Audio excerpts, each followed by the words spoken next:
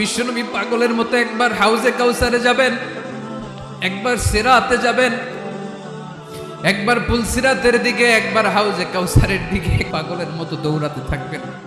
তার কোনো গুনাহগার উম্মত যাতে জাহান্নামে ঢুকে না যায়, সেদিন কেউ সুপারিশ করতে পারবে না বিশ্বনবী ছাড়া। এজন্য 5 নম্বর আল্লাহ বললেন, মান যাল্লাযী ইয়াশফাউ ইনদাহু ইল্লা বিইযনিহি।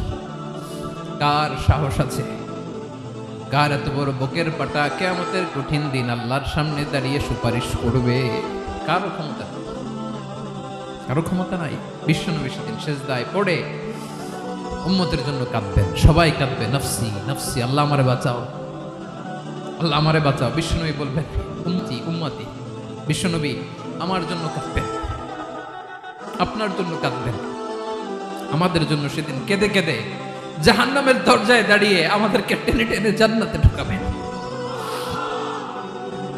এজন্য এই বিশ্বনবীর ভালোবাসা যেন আমাদের হৃদয়ে ভরপুর থাকে। আমার ভাইয়েরা, প্রতি শুক্রবার বিশ্বনবীর উপরে বেশি বেশি যেন আমরা দুরূদ পড়ি। আমরা যখন বিশ্বনবীর সালাম দেই, দুরূদ পড়ি,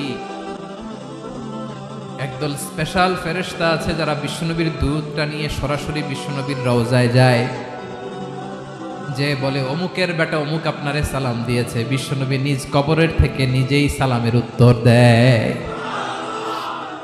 বিশ্বনবীর ভালোবাসা যেন আমাদের হৃদয়ে থাকে, বিশ্বনবীর সুন্নাহ দিয়ে যেন আমাদের জীবনটাকে সাজাই, পারা যাবে ইনশাআল্লাহ। বিশ্বনবীর ভালোবাসা ছাড়া কেউ জান্নাতে ঢুকতে পারবে?